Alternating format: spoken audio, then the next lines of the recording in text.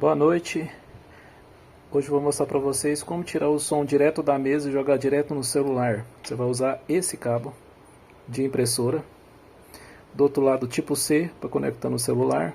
Eu estou usando a Yamaha MG10XUF. Aqui atrás dela aqui tem onde conecta. Conectado.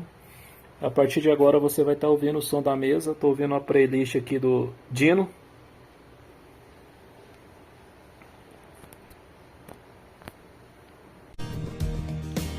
A partir de agora você está ouvindo o som na mesa. Eu estou usando esse microfone aqui.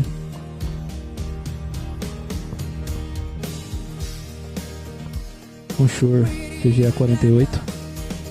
E é isso aí, galera. Espero ter ajudado. Muito fácil, prático. Só arrumar o cabo certo.